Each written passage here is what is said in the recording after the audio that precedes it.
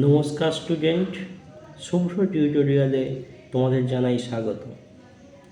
আমরা আজ চলে এলাম দশম শ্রেণীর জীবনবিজ্ঞানের আরেকটি অধ্যায় অভিব্যক্তি ও অভিযোজনের সাজেশান নিয়ে।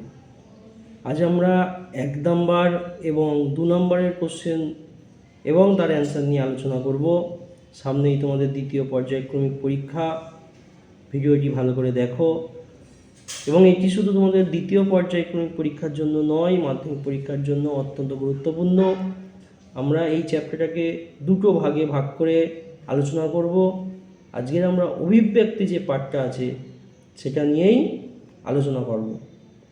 তা শুরু করা যাক। প্রথমে আমরা চলে আসি শূন্যস্থান পূরণ দিয়ে। দেখো, প্রথম প্রশ্ন আছে, জীবের পপুলেশন ড্যাশ থাকলেই তবে অভিব্যক্তি ঘটে। তাহলে জীবের পপুলেশনে কি থাকলে না, প্রকরণ। জীবের পপুলেশনে যদি প্রকরণ থাকে তখন হচ্ছে অভিব্যক্তি ঘটে। নেক্সট দেখো, দ্বিতীয় কোশ্চেন, মাইক্রোস্ফিয়ারের সঙ্গে গ্যাস অ্যাসিড যুক্ত হয়ে তৈরি হয়েছিল আদি কোষ বা প্রোটোসেল। মাইক্রোস্ফিয়ারের সঙ্গে কোন অ্যাসিড যুক্ত হয়ে না, নিউক্লিক অ্যাসিড। মনে রাখবে, মাইক্রোস্ফিয়ারের সঙ্গে নিউক্লিক অ্যাসিড যুক্ত হয়ে তৈরি হয়েছিল আমাদের আদি কোষ বা প্রোটোসেল। নেক্সট দেখো, ভেরি ইম্পর্টেন্ট কোশ্চেন, বহুতবার মাধ্যমিক পরীক্ষায় এসেছে, সুন্দর করে স্টার মেরে দিলাম। আদি ঘোড়ার নাম। আদি ঘোড়ার নাম হচ্ছে ইওহিপ্পাস। আদি ঘোড়ার নাম ইওহিপ্পাস। এটা মনে রাখবে, এটা ঘুরিয়ে প্রশ্ন দেয়, উষাকালের ঘোড়ার নাম কি? সেখানে উত্তর হবে ইওহিপ্পাস। মনে রাখবে, উষাকালের ঘোড়া ইওহিপ্পাসকেও বলা হয়। নেক্সট দেখো, সর্বপ্রথম বায়োলজি শব্দটি কে প্রবর্তন করেন? না, বিজ্ঞানী ল্যামার্ক। বিজ্ঞানী ল্যামার্ক প্রথম বায়োলজি শব্দটি প্রবর্তন করেন। 5 নম্বর কোশ্চেন দেখো, ঘোড়ার অগ্রপথ ও মানুষের হাত ড্যাশ অঙ্গের উদাহরণ। না, দু ধরনের অঙ্গ তোমরা জানো, তোমাদের সিলেবাসে আছে, একটা হচ্ছে সমসমস্ত আর একটা সমবৃত্তীয়। এই ঘোড়ার অগ্রপথ আর মানুষের হাত একই জায়গা থেকে উৎপত্তি লাভ করেছিল, সেই জন্য এই দুটি সমসমস্ত অঙ্গের উদাহরণ। নেক্সট দেখো, 6 নম্বর কোশ্চেন আছে, অস্তিত্বের জন্য সংগ্রাম। অস্তিত্বের জন্য সংগ্রাম এই কথাটি প্রথম কে ব্যবহার করেন? অস্তিত্বের জন্য সংগ্রাম কথাটি প্রথম ব্যবহার করেন বিজ্ঞানী ডারউইন। খুব ভালো করে নাম মনে রাখবে, এই প্রশ্নটাও মাধ্যমিক পরীক্ষায় প্রচুরবার এসেছে। অস্তিত্বের জন্য সংগ্রাম কথাটি প্রথম কে ব্যবহার করেন? ডারউইন। নেক্সট দেখো, আধুনিক ঘোড়ার পায়ের ড্যাশ আঙুল সুগঠিত ও খুরযুক্ত হয়। না, আধুনিক ঘোড়ার পায়ের মধ্য বা তৃতীয় যে আঙুলটা সেইটি হচ্ছে সুগঠিত এবং পরবর্তীকালে খুরযুক্ত হয়। নেক্সট দেখো, 8 নম্বর প্রশ্ন, ডারউইন ড্যাশকে প্রকৃতির খেলা বলে উপেক্ষা করেছেন। ডারউইন মিউটেশনকে, মনে রাখবে, মিউটেশনকে প্রকৃতির খেলা বলে উপেক্ষা করেছেন। নেক্সট দেখো, একটি জীবন্ত জীবাশ্মর নাম। এই প্রশ্নটাও ভালো করে স্টার মেরে রাখো। একটি জীবন্ত উদ্ভিদ জীবাশ্ম, জীবন্ত শুধু জীবাশ্ম নয়, একটি উদ্ভিদ জীবন্ত জীবাশ্মর নাম হচ্ছে গিঙ্গো বাইলোবা। গিঙ্গো বাইলোবা, মনে রাখবে, গিঙ্গো বাইলোবা। গিঙ্গো বাইলোবা। নেক্সট প্রশ্ন দেখো, 10 নম্বর কোশ্চেন, মিউটেশন তত্ত্বের প্রবক্তা কে? মিউটেশন তত্ত্বের প্রবক্তা কে? না, মিউটেশন তত্ত্বের প্রবক্তা কে? না, আমাদের সেই বিজ্ঞানী মিউটেশন তত্ত্বের প্রবক্তা যার নাম হচ্ছে দ্য ভ্রিস। দ্য ভ্রিস, মনে রাখবে, দ্য ভ্রিস মিউটেশন তত্ত্বের প্রবক্তা। তাহলে আমরা প্রথমেই 10টা শূন্যস্থান পূরণ দিয়ে ভিডিওটা শুরু করলাম। এরপরে আমরা চলে আসব একটি শব্দে উত্তর দাও। একটি শব্দে উত্তর দাও। দেখো, প্রথম প্রশ্ন খুব ইম্পর্টেন্ট প্রশ্ন, অঙ্গের ব্যবহার ও অব্যবহার এই নিয়মটি প্রথম কে ব্যাখ্যা করেন? না, নিয়মটি ব্যাখ্যা করেন হচ্ছে বিজ্ঞানী ল্যামার্ক। মনে রাখবে এইটি কে ব্যাখ্যা করেন? না বিজ্ঞানী। দ্বিতীয় কোশ্চেন দেখো, অভিব্যক্তি শব্দটি কে প্রথম বলেন? অভিব্যক্তি শব্দটি প্রথম বলেন বিজ্ঞানী হারবার্ট স্পেন্সার। হারবার্ট স্পেন্সার, নামটা সুন্দর করে মনে রাখবে, হারবার্ট স্পেন্সার। দেখো এখানে যে কোশ্চেনগুলো আলোচনা করা হচ্ছে বিগত কয়েক বছরের মাধ্যমিকের সেট থেকে নিয়ে বাছাই করে আলোচনা করা হচ্ছে, কিন্তু এটাও ঠিক এই শুধুমাত্র সাজেশান করলে যারা খুব ভালো স্টুডেন্ট প্রথম দিকের তাদের কিন্তু এই সাজেশানই যথেষ্ট নয়। যারা মিডিয়াম বা খারাপ স্টুডেন্ট তাদের জন্য এই সাজেশান খুবই উপকারী। আর যারা ভালো রেজাল্ট করতে চাও, 90+ স্কোর করতে চাও জীবনবিজ্ঞানে, তারা জাস্ট এই ভিডিওটি দেখবে। তোমরা কতটা প্রিপারেশান নিয়েছো, তোমাদের কতটা এগিয়ে রয়েছো সেইটাকে চেক করে নেবে। অর্থাৎ প্রশ্ন উত্তর আমি করার আগে তোমরা মনে মনে উত্তর করে নেবে, তারপরে এই উত্তরের সঙ্গে মিলিয়ে নেবে। চলে আসো নেক্সট প্রশ্ন, জীব সৃষ্টির আদি পর্যায়ে বায়ুমণ্ডলে কোন গ্যাসটি ছিল না? না জীব সৃষ্টির আদি পর্যায়ে বায়ুমণ্ডলে কোন গ্যাসটি ছিল না? না অক্সিজেন। মনে রাখবে অক্সিজেন গ্যাসটি কিন্তু জীব সৃষ্টির আদি পর্যায়ে ছিল না। নেক্সট 4 নম্বর প্রশ্ন দেখো, পৃথিবীর প্রথম কোষীয় জীব কোনটি? না পৃথিবীর প্রথম কোষীয় জীবের নাম হচ্ছে মাইক্রোস্ফিয়ার। মাইক্রোস্ফিয়ার পৃথিবীর প্রথম কোষীয় জীব। নেক্সট দেখো, পাখির ডানা, ঘোড়ার অগ্রপদ, মানুষের হাত কি জাতীয় অঙ্গের উদাহরণ? দেখো এই ধরনের কোশ্চেন কিন্তু তোমাদের একটা করে প্রায় বছরই দেয়। আমরা আজকেরই ভিডিওতে শর্ট কোশ্চেন এরকম ধরনের একটা কোশ্চেন পেয়েছিলাম, আর এখানে একটি শব্দ তাতেও এই প্রশ্নটা পাওয়া গেল। দেখো পাখির ডানা, ঘোড়ার অগ্রপদ, মানুষের হাত কি জাতীয় অঙ্গের উদাহরণ? না এটাও সমস্ত অঙ্গের উদাহরণ। সমস্ত অঙ্গের উদাহরণ। 6 নম্বর কোশ্চেন দেখো, মানুষের দুটি নিষ্ক্রিয় অঙ্গের নাম লেখো। দেখো মানুষের দুটি নিষ্ক্রিয় অঙ্গের নাম হচ্ছে, একটা হচ্ছে ভার্মিফার্ম অ্যাপেন্ডিক্স, মনে রাখবে অ্যাপেন্ডিক্স, আর একটা হচ্ছে কক্সিস। তাহলে মানুষের নিষ্ক্রিয় অঙ্গ দুটোর নাম হচ্ছে একটা ভার্মিফার্ম অ্যাপেন্ডিক্স আর একটা কক্সিস। নেক্সট দেখো খুব ইম্পর্টেন্ট প্রশ্ন, কুমিরের হৃৎপিণ্ড কয়টি প্রকোষ্ঠযুক্ত? না কুমিরের হৃৎপিণ্ড কয়টি প্রকোষ্ঠযুক্ত? খুব ইম্পর্টেন্ট প্রশ্ন, মনে রাখবে এটা হচ্ছে একটা ব্যতিক্রম জিনিস, যে কুমিরের হৃৎপিণ্ড হচ্ছে অসম্পূর্ণভাবে বিভক্ত, 4টি প্রকোষ্ঠযুক্ত, অসম্পূর্ণভাবে বিভক্ত 4 প্রকোষ্ঠযুক্ত,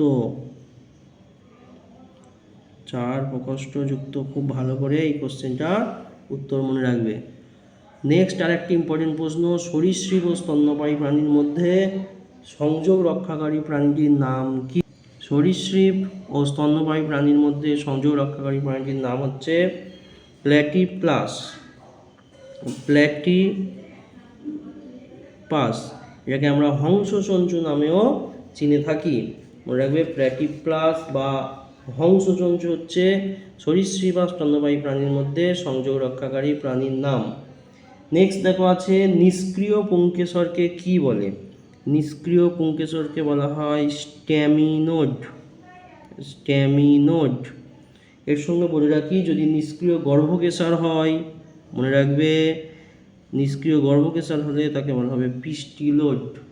পিস্টিলোড, নিষ্ক্রিয় গর্ভকেশরকে পিস্টিলোড বলা হয়। নেক্সট 10 প্রশ্নটা very very very very very important.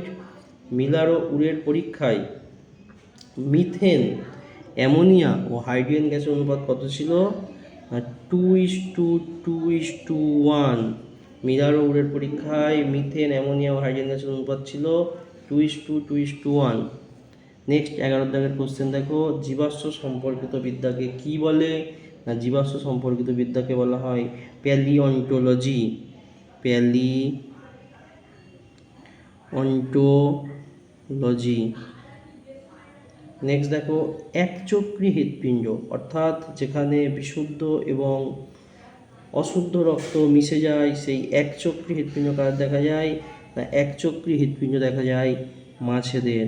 মনে রাখবে এই হৃৎপিণ্ডকে, মাছেদের হৃৎপিণ্ডকে আবার ভেনাস হৃৎপিণ্ড বলা হয়। ভেনাস হৃৎপিণ্ড খুব ভালো করে মনে রাখবে। মাইক্রোস্ফিয়ার মডেলের প্রবক্তা কে ছিলেন? মাইক্রোস্ফিয়ার মডেলের প্রবক্তা কে ছিলেন? না, মাইক্রোস্ফিয়ার মডেলের প্রবক্তা ছিলেন বিজ্ঞানী সিডনি ফক্স।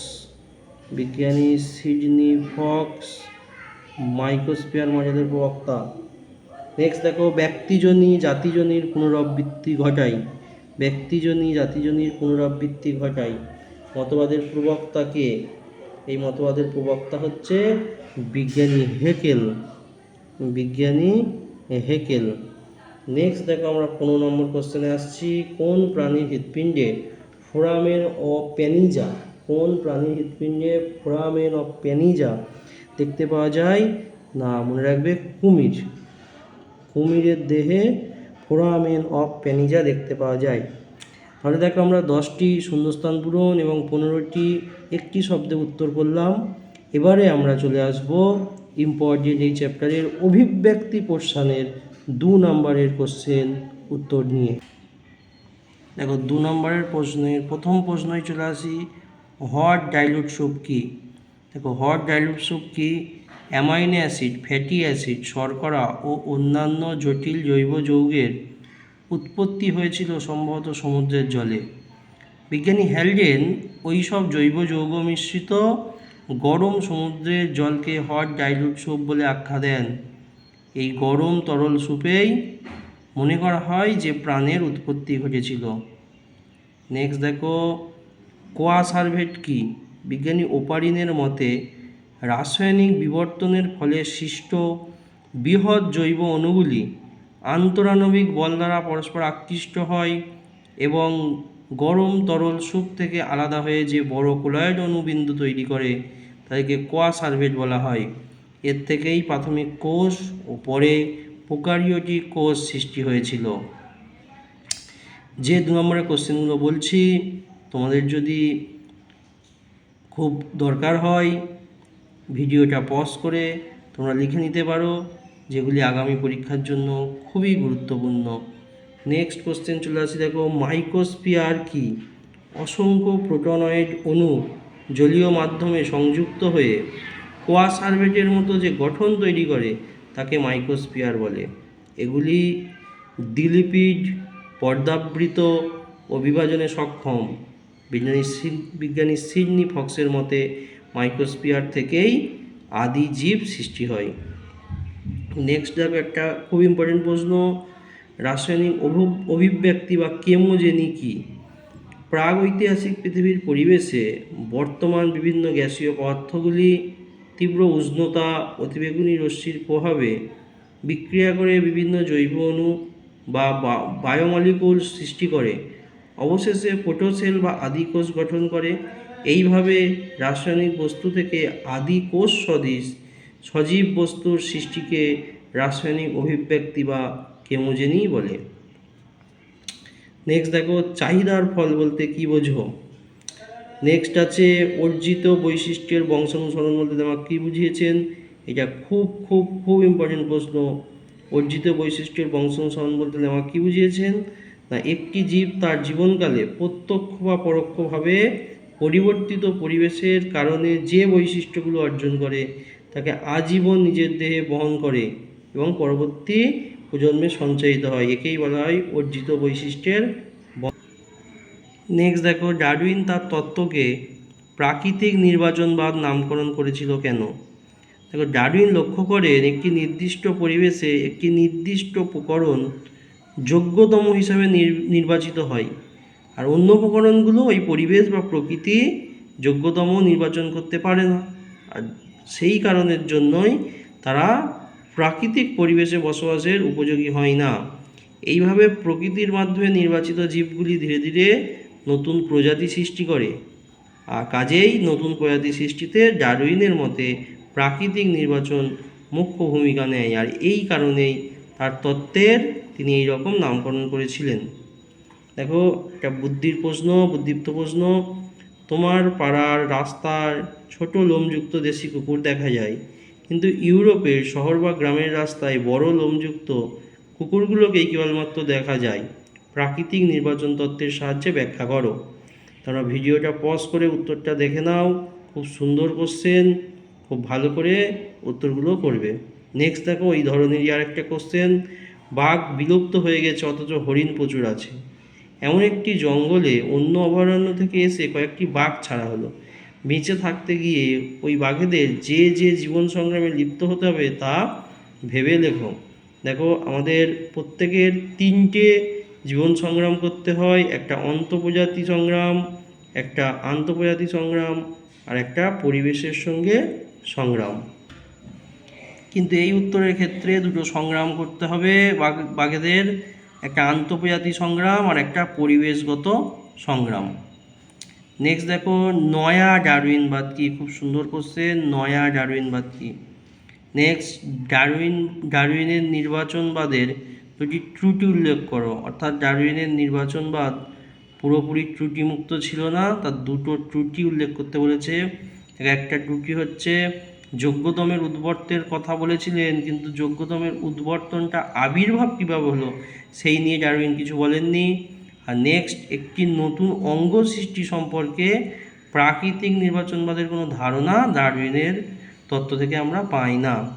নেক্সট জীবাশ্ম ও জীবন্ত জীবাশ্ম, এই প্রশ্নটা নিয়ে অনেক স্টুডেন্টেরই কনফিউশন থাকে, বাবা জীবাশ্ম কি বা জীবন্ত জীবাশ্ম কি? না, দুটো আলাদাই জিনিস, একটা জীবাশ্ম একটা জীবন্ত জীবাশ্ম।